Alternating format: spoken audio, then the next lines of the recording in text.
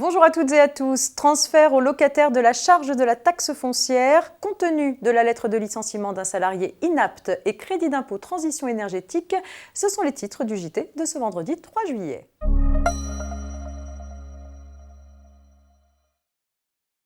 La charge de la taxe foncière est la source de fréquents litiges entre locataires et bailleurs commerciaux. C'est l'objet d'un arrêt rendu récemment par la Cour de cassation. Dans cette affaire, un jugement ordonne la cession partielle des actifs d'une société en redressement judiciaire à un repreneur, ainsi que le transfert à ce dernier d'un bail commercial conclu sans écrit en 2008. Le repreneur s'oppose alors à la demande du bailleur de payer la taxe foncière. D'après lui, le bailleur ne peut transférer au locataire la charge de la taxe foncière que par une clause expresse du bail. Or, une telle clause fait nécessairement défaut puisque le bail a été conclu verbalement. C'est pourtant le bailleur qui obtient gain de cause en justice. Selon la Cour de cassation, en présence d'un bail verbal, il faut rechercher l'existence d'un accord des parties sur le transfert au locataire de la charge de la taxe foncière. Cet accord avait eu lieu entre les parties au bail initial, puisque la société cédante avait toujours réglé la taxe foncière au bailleur, même après l'ouverture de son redressement judiciaire. Par conséquent, le repreneur cessionnaire du bail doit prendre en charge la taxe foncière due après la cession du bail. Rappelons que la solution n'est plus valable pour les baux conclus ou renouvelés à compter du 5 novembre 2014. La taxe foncière ne peut être mise à la charge du locataire que par une clause expresse dans l'inventaire des charges.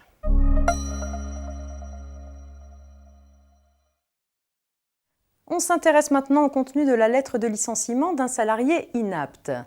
Un employeur peut, sous certaines conditions, licencier un salarié inapte après avoir cherché à le reclasser sans y parvenir. Pour autant, la lettre de rupture doit indiquer à la fois l'inaptitude, mais aussi l'impossibilité de reclassement du salarié. Dans l'affaire qui nous intéresse, il y avait justement impossibilité de reclassement du salarié, mais la lettre ne l'indiquait pas aussi clairement. Elle mentionnait uniquement l'inaptitude du salarié, l'examen de possibilité de reclassement par l'employeur et le refus par le salarié de la proposition d'un poste qui lui avait été faite. L'employeur a tenté de soutenir que la référence à des recherches de reclassement qui n'avaient pas abouti et qui le contraignaient à licencier induisait nécessairement l'impossibilité de reclassement. Cela n'a pas suffi aux yeux des juges ni à la Cour de cassation. Cette décision illustre que l'impossibilité de reclasser le salarié ne peut pas être déduite du contenu de la lettre de licenciement. Elle doit y être expressément mentionnée, tout comme l'inaptitude du salarié. À défaut, le licenciement est sans cause réelle et sérieuse, avec toutes les conséquences financières que cela implique.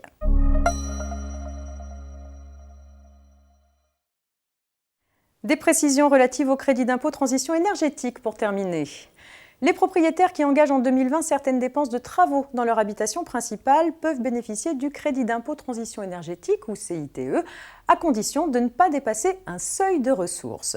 Ce dispositif fiscal très encadré prévoit que certaines dépenses doivent être réalisées par une entreprise qualifiée. La liste des dépenses éligibles sous condition de qualification vient d'être actualisée. Par ailleurs, l'entreprise qui installe ou pose les équipements et appareils doit être titulaire d'un signe de qualité permettant aux particuliers de distinguer plus facilement les professionnels disposant des critères requis pour l'obtention du CITE. Ces critères seront aménagés à compter du 1er septembre 2020. L'organisme conventionné chargé de délivrer le signe de qualité est susceptible de réaliser des contrôles et de sanctionner les entreprises qui ne respectent pas les règles exigées. C'est la fin de cette semaine de JT préparée par la rédaction de la Revue Fiduciaire. Je vous souhaite un très bon week-end et on se retrouve dès lundi, bien sûr.